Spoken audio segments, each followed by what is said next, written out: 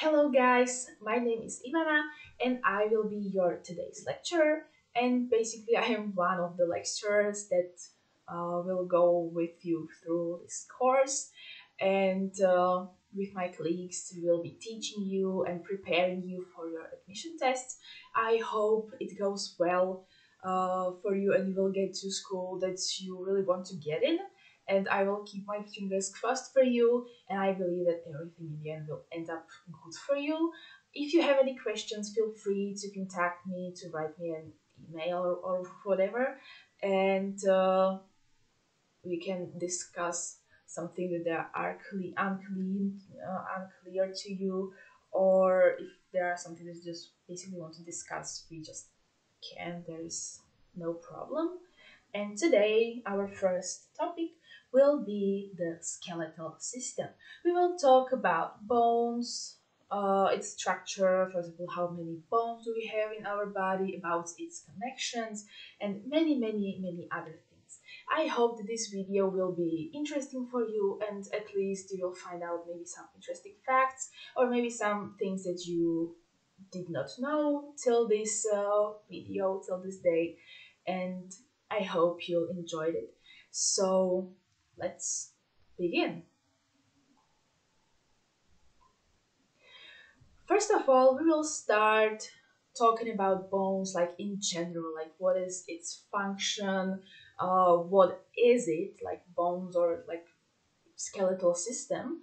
And I think that someone mentioned the term that bone or skeletal system.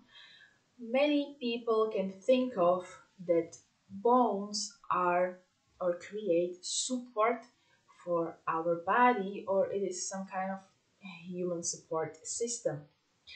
Bones have really important function, and it, its function is that it represents the passive movement apparatus of the body, and it provides support for example, soft parts of the body, so basically some organs, and it protects important body organs. For example, if you think of our brain is located in the skull, which is bone. So our skull is just basically protecting the brain, or for example, rib cage is protecting, or chest is protecting heart and lungs, for example. Many other important things that are located in the chest. Many people understand that okay, we have bones in our body, and what else? They just don't consider bones as organ, but it is just like basically any other, like heart, like lungs, like liver, brain, and any other you can think of.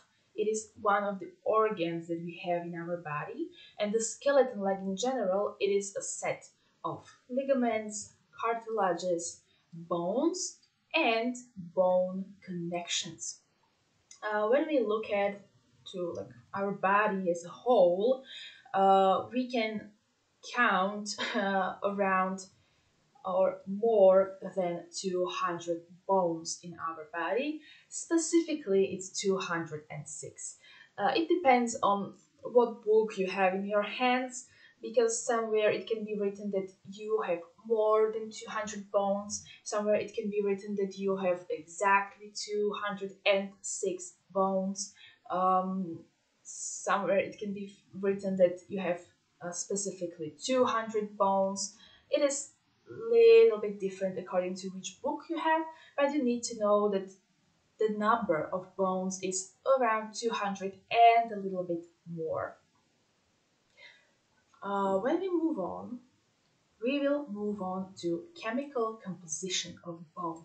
As any other organ, bones are also composed of inorganic and organic substances. What is important for you to maybe notice is that there is different ratio, or they are in a different amount. We can find that in organic substances there is only 1/3 of the whole mass, And basically the most times you can find some calcium or phosphorus, and those inorganic substances gives bone strength and hardness, which is really important for a bone to fulfill their um, role in our body. When we are talking about organic substances, therefore we can see that we have more organic substances than inorganic, and most of the time we are talking about collagen or ossein, which give bones elasticity and flexibility. I know in some cases it can sound really strange, like bones are flexible. Like I know many people are looking at me like, are bones flexible? Are you sure? Like, yes, bones need to be also flexible. You just can't bend your bone. Yes, I know, but in some specific way they needs to be a little bit elastic and also a little bit flexible. What is interesting that with age, this ratio of inorganic and organic substances changes. And when we have, or better said, when we don't have um, needed amount of organic substances, our bones um, just don't work the way they should be, or better said, there is a lack of elasticity and flexibility, and we have less flexible uh, skeleton, which can in the end can be seen like frequent fractures. So this is why it is important to look after older people, because when they, if they fall, it can be detrimental. It can sound strange, but those bones are really fragile. Like every other organ, bones are also made of cells. We will mention three types, and they are osteoblasts, osteocytes, and osteoclasts. Osteoblasts are the main cells that form bone mass. Osteocytes, they arise from the transformation from osteoblasts that are present in the bone mass, and osteoclasts, they break down the bone tissue. I know it can sound a little bit strange that there are some cells in the body that just break down the bone tissue. I know it sounds a little bit crazy, but in specific um, ratio, in some specific um, situations, it is completely physiological. You just need to have balance between osteoclasts and osteoblasts. If they, if you have osteoclasts that are more active in your body, so they break down more bone tissue than they should, there is where problems appear. So then also you can have fragile bones. It can end up in fractures, and it's not really good. So if it's in the balance, it's completely like okay. When we move on to bone structure, we can talk about external structure or internal structure. When we talk about external structure, we can see that there we have epiphysis. Epiphysis, it can be found in the end of the long bones. There, then we have growth cartilage. Um, Growth cartilage can be found approximately somewhere here, and then we have diaphysis, and diaphysis is basically the body of the bone, and maybe the main part of the bone we can see like here, and growth cartilage is just basically between them. If we look at the internal structure, it is a little bit different in long bones and in the short and flat bones. And the biggest difference is that in the long bones we can find bone marrow. Basically, in the both cases, on the surface is periosteum. Then we can find dense or compact tissue, bone tissue, then spongy tissue, and in the long bone specifically, and bone marrow. In the short and flat bones, we can find periosteum, dense and spongy bone tissue, and in most cases, that's all. So we can see in this picture that here we have spongy bone tissue, there is bone marrow, there is compact bone tissue, there is periosteum. You don't have to worry about, like, if you're hearing this for the first time, we will go through everything a little slowly, so you'll have enough time, I think, to understand what it is about. So we'll start with periosteum.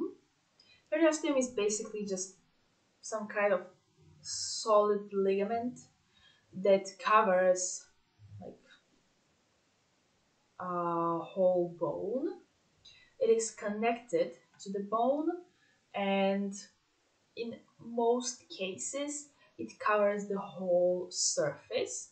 It is richly blood stained and innervated, and um,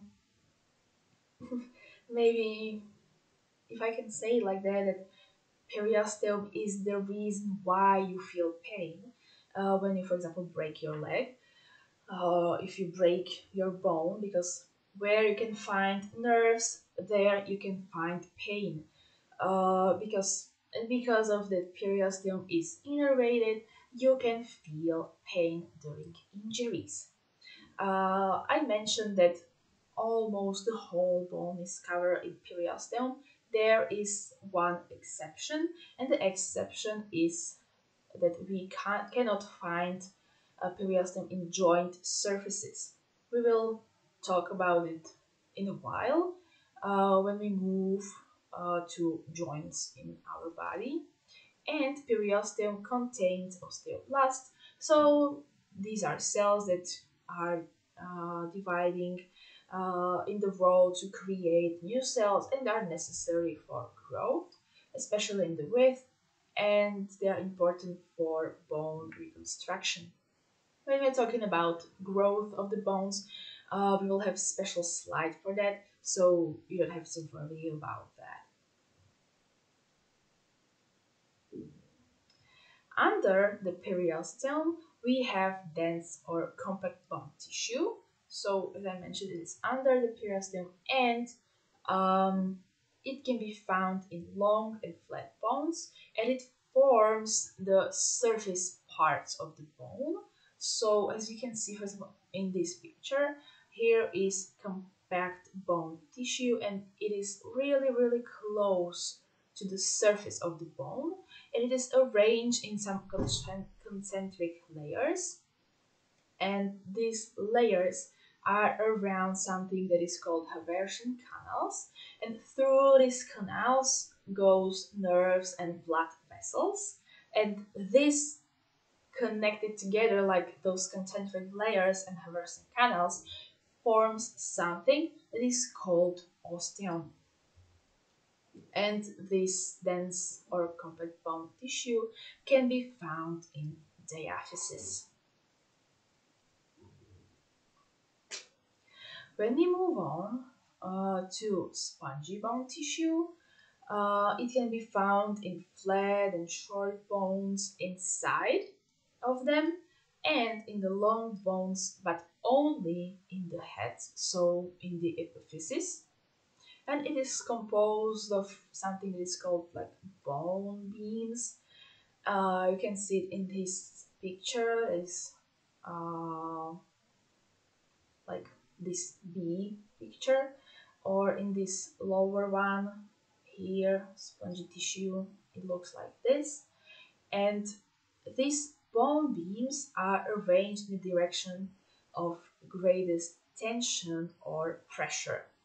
This spongy bone tissue has really important role in the structure of bones because it adds the strength to the bones, and it can be found mainly in epiphysis.